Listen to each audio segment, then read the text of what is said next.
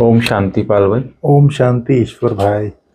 पाल भाई, आज की मुरली हम रिवीजन कर रहे हैं हम्म और आज बाबा ने भूतों को भगाने का उपाय बताया है हम्म कि बच्चे तुम आपस में एक मत हो रहते हो। हम्म दूसरी बात, तुम अपने को आत्मा समझ एक बाप को याद करते हो हम्म तो सब भूत भाग जाते। बोले मेन बात तो ये है। संगम युग ऐसा युग है जिसमें बाबा हमको ज्ञान देता है भूतों का भगाने का भी। दूसरी बात, बाबा ने पद्मापदम भाग्यशाली बच्चों की निशानी बताई है।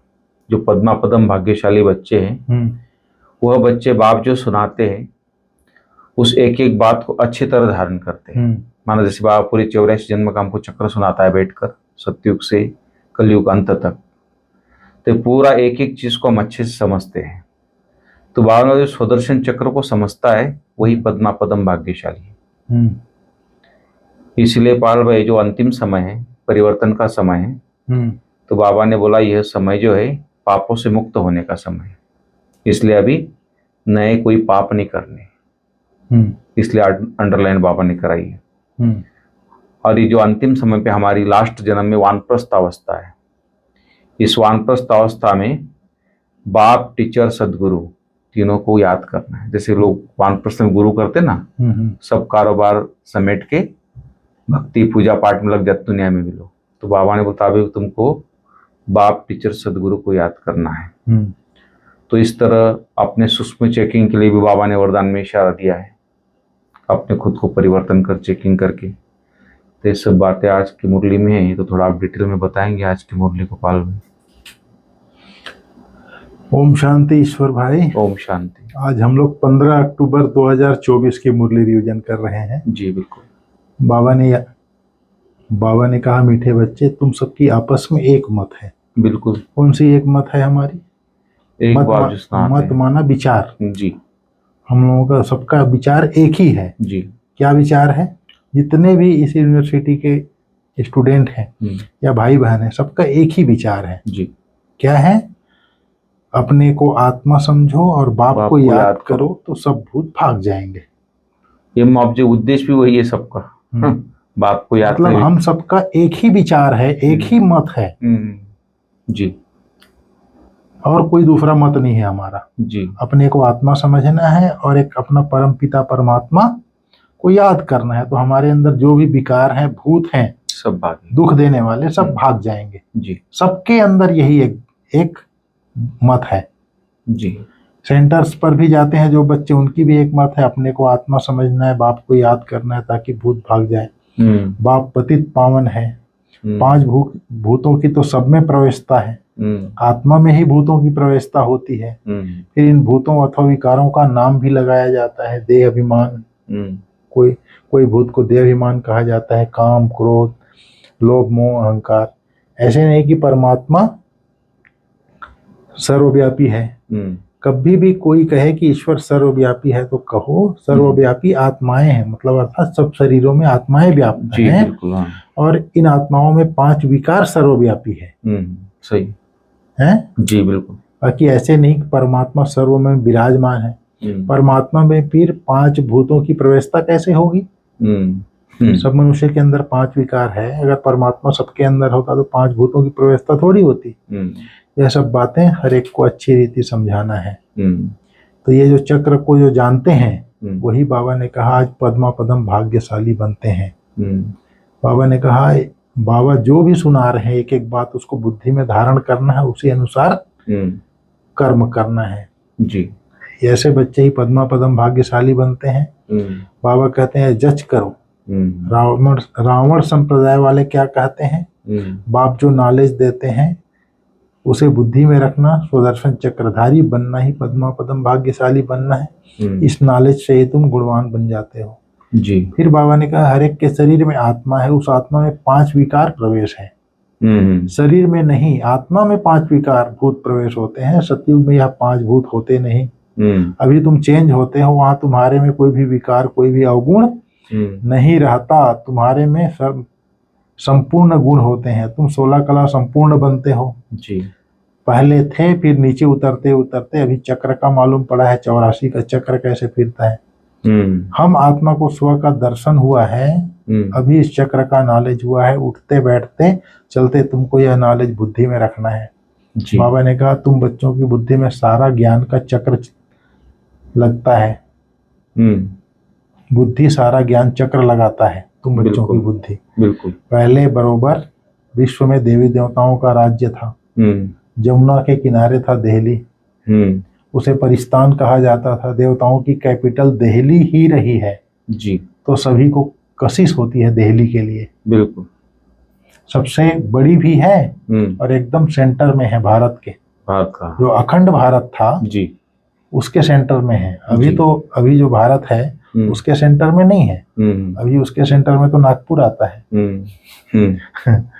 नागपुर जो है जी, भारत के मध्य में आता है अभी का वर्तमान भारत। जी। लेकिन जब सतयुग में भारत था, अखंड भारत, ईरान इराक से लेकर के अफगानिस्तान से लेकर के पाकिस्तान बांग्लादेश सब, तो दिल्ली मध्य में पड़ता है। बाबा ने कहा। फिर आज बाबा ने कहा है, बाप समझाते हैं योग अक्षर है ठीक जी, परंतु उन्हों का है मनुष्यों का जिस्मानी योग। यह है आत्माओं का परमात्मा के साथ योग। सन्यासी लोग अनेक प्रकार के हठ योग आदि सिखाते हैं तो मनुष्य मूंझते हैं। तुम बच्चों का बाप भी है, टीचर भी है, तो उससे योग लगाना पड़े ना। बाबा ने कहा सतयुग में भी बाप से योग होता है, फिर टीचर से योग होता है। पढ़ने तो जाते हैं ना, बाकी गुरु की दरकार नहीं रहती क्योंकि वहां सब सदगति में है। फिर बाबा ने कहा यहाँ कितने प्रकार के अपरम अपार दुख हैं। कैसे दुख देने वाले बच्चा पैदा होते रहते हैं, इसको कहा जाता है घोर नर्क, बिल्कुल छीछी दुनिया। जी। तुम बच्चे जानते हो भी हम नई दुनिया में जाने की तैयारी कर रहे हैं। पाप कट जाए तो हम पुण्य आत्मा बन जाएं। अभी कोई पाप नहीं करना है, एक दो पर काम कटारी चलाना, यह आदि मध्य अंत दुख देना है। जी। समझ में आया? बिल्कुल। काम कटारी चलाना। फिर बाबा ने कहा है, अब बाप ने समझाया है, यह है रुद्र ज्ञान यज्ञ। रुद्र शिव को कहा जाता है। रुद्र माला कहते हैं ना, निवृत्ति मार्ग वालों की प्रवृत्ति मार्ग की रस्म रिवाज का कुछ भी पता नहीं है। वह तो घर बार छोड़ जंगल में चले जाते हैं। कौन साधु लोग, नाम ही पड़ा है सन्यास। किसका सन्यास? घर बार का, खाली हाथ निकलते हैं। पहले तो गुरु लोग बहुत परीक्षा लेते हैं, काम कराते हैं। पहले भिक्षा में सिर्फ आटा लेते थे, रसोई नहीं लेते थे। उन्हों को जंगल में ही रहना है, वहाँ कंद मूल फल मिलते हैं। यह भी गायन है, जब सतो प्रधान सन्यासी होते हैं तब यह खाते हैं। फिर बाबा ने कहा मीठे मीठे बच्चों को बाप समझाते हैं, जन्म जन्मांतर के पाप तुम्हारे सिर पर है। पापों से मुक्त होने के लिए तुम बुलाते हो। साधु संत आदि सब पुकारते हैं, हे पतित पावन आओ, परंतु अर्थ कुछ समझते नहीं, ऐसे ही गाते रहते हैं, ताली बजाते रहते हैं। उनसे कोई पूछे परमात्मा से योग कैसे लगावें, उनसे कैसे मिले तो कह देंगे वह तो सर्वव्यापी है। क्या यही रास्ता बताते हैं? कह देते हैं वेद शास्त्र पढ़ने से भगवान मिलेगा, परंतु बाप कहते हैं मैं हर 5000 वर्ष के बाद ड्रामा के प्लान अनुसार आता हूँ। यह ड्रामा का राज सिवाय बाप के और कोई नहीं जानते। लाखों वर्ष का ड्रामा हो तो हो ही नहीं सकता। अब बाप समझाते हैं 5000 वर्ष की बात है जी। कल्प पहले भी बाबा ने कहा था कि मन मना भाव यह है महामंत्र। माया पर जीत पाने का मंत्र है। बाप ही बैठ अर्थ समझाते हैं। समझ में आया? दूसरा कोई नहीं समझाता, नहीं समझाते। समझा नहीं सकता तो बाप बीज रूप में सारा ज्ञान है। हाँ, गाया भी जाता है ना, सर्व का सदगति दाता एक कोई मनुष्य हो नहीं सकता। देवताओं की भी बात नहीं है सर्व का सदगति देना। जी। बाबा ने कहा तुम बच्चे योग बल से अपना राज्य स्थापन कर रहे हो, तुम्हें सतो प्रधान दुनिया चाहिए। बिल्कुल। पुरानी दुनिया खत्म हो, नई दुनिया बनती है, इसको कहा जाता है कलयुग पुरानी दुनिया। सतयुग है नई दुनिया, यह भी किसको पता नहीं है। सन्यासी कह देते हैं यह आपकी कल्पना है, यहाँ ही सतयुग यहाँ ही कलयुग है बोलते हैं सन्यासी। अब बाप बैठ समझाते हैं, एक भी ऐसा नहीं है जो बाप को जानते हो। अगर कोई जानता होता तो परिचय देता। सतयुग त्रेता क्या चीज है किसको समझ में थोड़ी ही आता है। तुम बच्चों को अब बाप अच्छी रीति समझाते रहते हैं। बाप ही सब कुछ जानते हैं। जानी जानन है अर्थात नॉलेजफुल है। मनुष्य सृष्टि का बीज रूप है, ज्ञान का सागर, सुख का सागर है। बराबर। उनसे ही हमको वर्षा मिलता है। बाप नॉलेज में आप समान बनाते हैं। समझ में आया? बिल्कुल। बाप ही सब कुछ जानते हैं, जानी जाना है, अर्थात नॉलेजफुल है। नॉलेजफुल मनुष्य सृष्टि का बीज रूप है।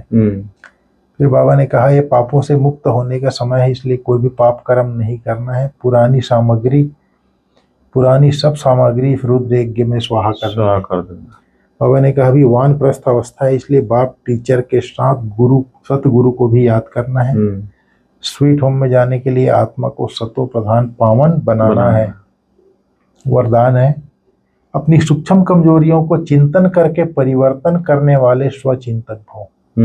सिर्फ ज्ञान के पॉइंट रिपीट करना, सुनना व सुनाना ही स्वचिंतन नहीं है, लेकिन स्वचिंतन अर्थात अपनी सूक्ष्म कमजोरियों को, अपनी छोटी छोटी गलतियों को चिंतन करके मिटाना, परिवर्तन करना, यही है स्वचिंतक बनना। ज्ञान का मनन तो सभी बच्चे बहुत अच्छा करते हैं, लेकिन ज्ञान को स्वयं के प्रति यूज कर धारणा स्वरूप बनना, स्वयं को परिवर्तन करना, इसकी ही मार्क्स फाइनल रिजल्ट में मिलती है जी।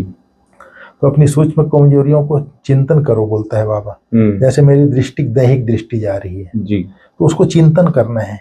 मेरे को आत्मा देखना है। बाबा ने कहा है जी आत्मा देखो, आत्मा देखो। अगर मेरे शरीर में दृष्टि जा रही है तो मेरे को तुरंत चिंतन करना है उसका कि अरे बाबा ने कहा है मुझे आत्मिक दृष्टि रखना है, मुझे तो आत्मा देखना है, शरीर को शारीरिक दृष्टि से नहीं देखना है। ये आत्मा है, मेरा भाई है, चिंतन करना है।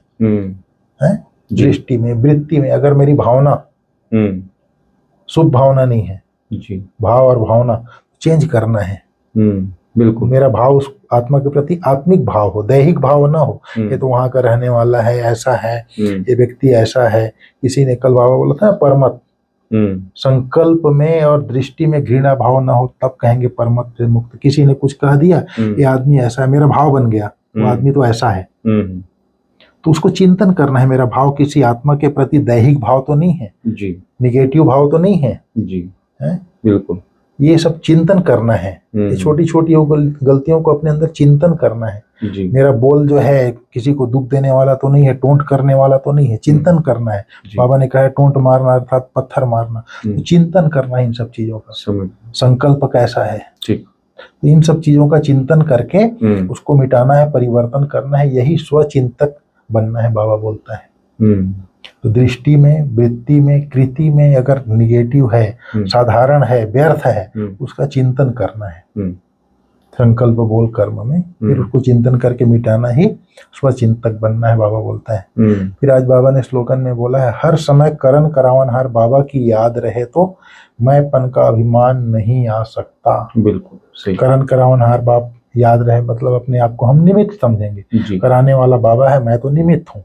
जब मैं निमित्त हूँ, ट्रस्टी बन गया तो फिर मैंपन का अभिमान आ नहीं सकता जी। ठीक है भाई साहब, ओम शांति।